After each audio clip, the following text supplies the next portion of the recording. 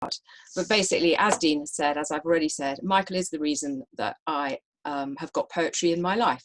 I met him in 1993. He interviewed me for a job as literature development worker for Suffolk, and I started working with him for the Albury Poetry Festival. And I had no idea about poetry really, except that I'd studied it at Oxford, and the poets that I studied had been from previous centuries, and they were all white men.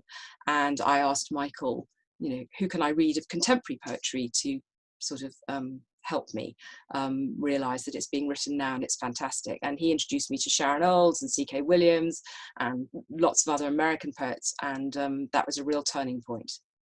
So Michael is a poetry advocate, an activist, and a best poetry friend. He is a brilliant editor, a fantastic tutor, a wonderful festival founder and director with lifelong experience of promoting the very best poetry. He co-founded the Albury Poetry Festival in 1989, and he co-edited Smith's Knoll magazine for nearly 20 years. And he's still honouring poets and giving time to us through the Garlic Press, as I mentioned.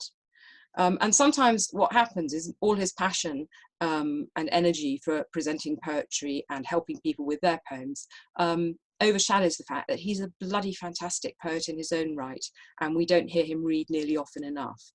So this is a treat as far as I'm concerned. He's published 5 collections, most recently Weighing the Present, and 2 collections were Poetry Book Society recommendations. The Tightrope Wedding was also shortlisted for the T.S. Eliot Prize. I really like the description that the American poet Mark Halliday gave of Michael's work. He says, the Lasky effect is of suddenly sensing that more meaning is inherent in ordinary moments than we were expecting. And Craig Raine describes him as our poetic Alan Bennett, a genius of biscuit barrels and wry grief. I mean, I think that's true, but I think Michael is a lot more than that. Michael he helps us make sense of our lives by paying scrupulous attention to what goes on. Michael, I'm going to shut up now. You'll be glad to hear.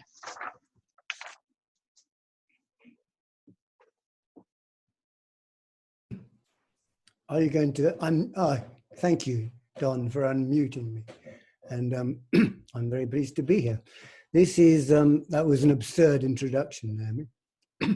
So this poem is about, it's called The Clothes Peg. And I looked this up, and of course, it's not called a clothes peg in America. And I thought everyone was going to be American watching this virtual reading, but you're mainly English. But if you're American, it's a clothes pin. And this is about the difficulty of living with adolescent boys. This went on in my family for about 4 months. My youngest son didn't speak to my wife at all. He denies it now, but he wouldn't speak to her. We'd sit at table having supper, and he'd talk to me, but he'd never address a word to her. So this is how they got out of it. The clothes peg. How it had happened, they neither of them knew, but it only got worse. He hated the blank blue ice of his stare, and she couldn't bear her thin voice telling him to turn down the TV, please, to stop diddling with that clothes peg, which, without thinking, he clipped to the hem of her cardigan hanging over the newel post as he mooched past. It was Margaret at work who pointed it out, and all day it kept on taking her hand by surprise, a lump in her cardigan pocket. So naturally, closing his old Noah's Ark curtains that evening, she pegged them together. A few mornings later, it waylaid her inside her shoe. She snapped it on the end of his toothbrush handle so it wouldn't pull through the holder, and found it next clipping the ear of Humph, her venerable bear. For him, she left it dangling in the dark from the plastic light pull in the bathroom, where he lit on the pot of paracetamol and dibbled it in. It felt like a baro caught in his train pass as he brought it out to show the guard. And tugging a Kleenex out of the box, she spluttered at the clatter, but said nothing, just hung it from the lining inside his tie, ready for the morning. And now the drizzle starts as she's driving to work. She laughs out loud, lifted by its skimming back and forth, riding on the stalk of the wiper blade.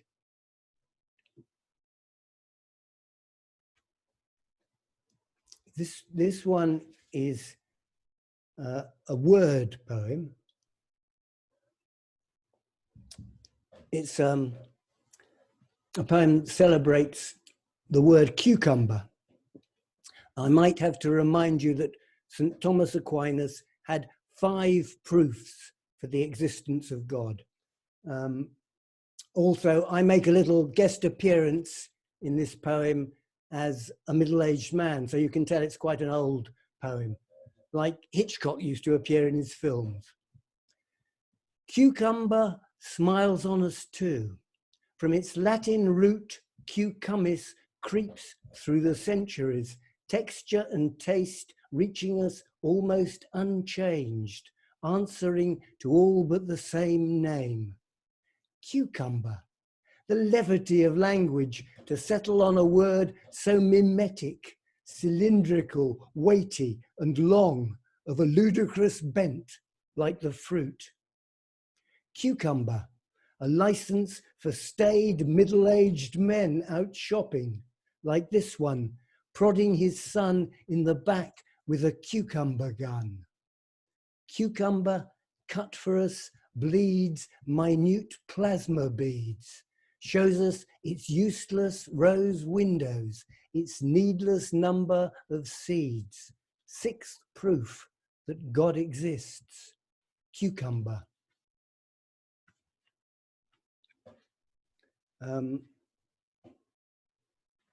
So that was my poem of innocence, like Blake. This is my poem of experience about language, really. And this is called Unheard Of, and it's about a word I found in the OED, which, as the English know, is called the Oxford English Dictionary.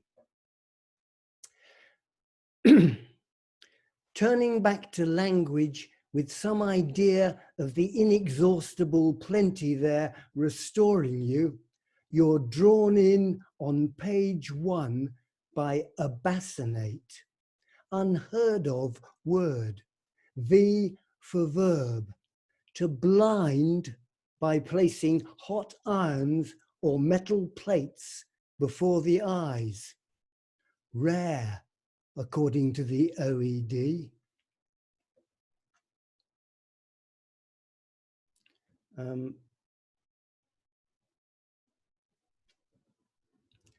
So this one is a poem about a friend of mine who died, and it's about how you can disappoint yourself even in your dreams. And it's one of those poems that has a title that runs on into the first line. Not that he wrote poems, but in the dream he'd been giving a reading, launching his latest collection. And once he was finished, with the audience drifting off, he wondered out loud if he'd sold any books.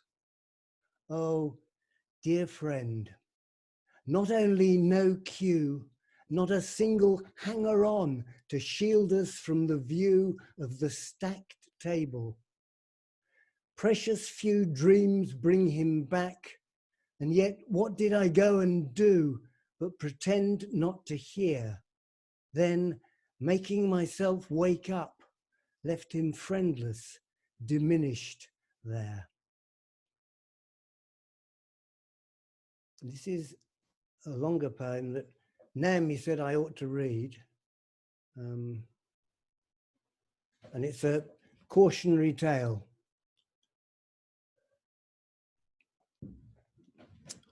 It's called Driving Home.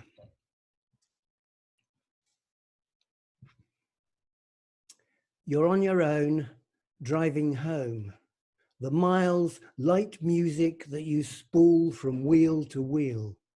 Each dip and bend hums with the tune.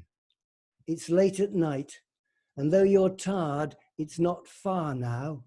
The glow shows up across the fields.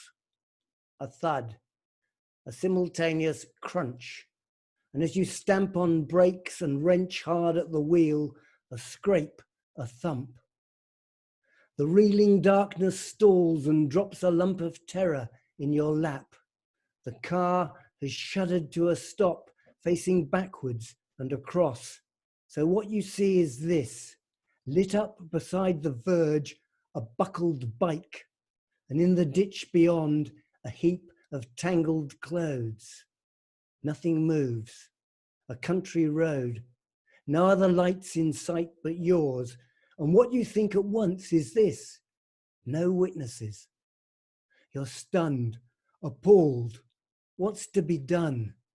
You can't park where you are, reverse. Whatever damage to the wing, it's not caved in. The car still steers. You know it's dangerous to move, some injuries. You hesitate. You've never been much good with blood. Still no one comes. It might make sense to drive fast to the nearest house and use their phone. You must fetch help. The first place, now you think of it as you slow down, a second home. It looks shut up, hedge overgrown. The next's for sale. The third's a farm down a rough track, 2 fields back, a cert for early nights and dogs. You check your mirror. Up ahead, no looming lights, no traffic still. The big house on the corner's black against the sky. A waste of time.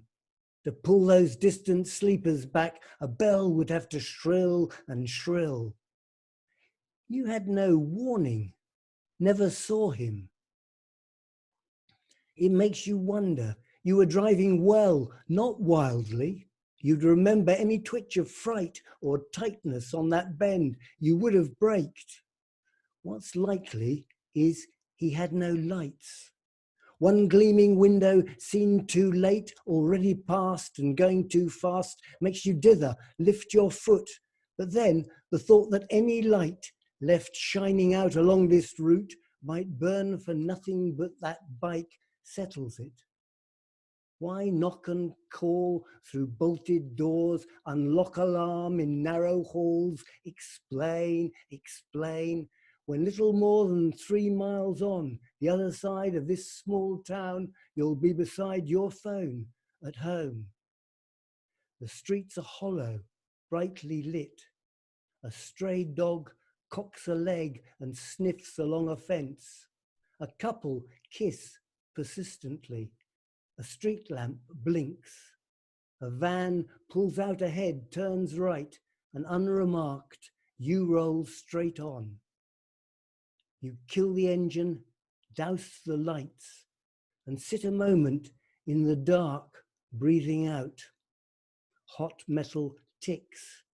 What's done is done. You know a man who'll fix the car. Softly you close the up and over garage door. So this is my last poem. And it's about my heart, and it ends with a question, which is a nice way to end.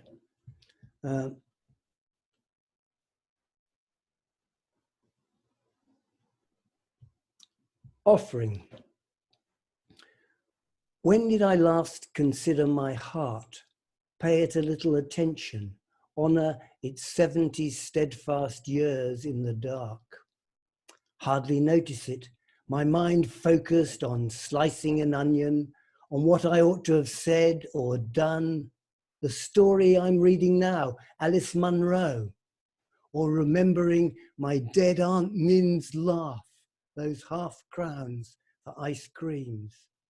Yet all the time it's working, beating on constantly, like a god I forget the existence of, keeping my blood moving through its thousands of miles of tunnels, making it still possible for me to nod off after supper, to wonder about water aid, or no longer postponing phoning my brother, to nurse a baby grudge, fatten it up. It's the size of my fist and weighs no more than 11 ounces. If I bend back my wrist, I can see the pulse twitch. Millions of times. You can do the sums. That's stamina for you, dedication. Old squeeze box of mine, what do you mean by your quiet insistence? What do you want? Beyond the few lengths of the pool I swim most days for you and my sensible diet. Thank you. Sorry, I'm looking at you on the screen. Thank you. Well, thank you, Don, for having me.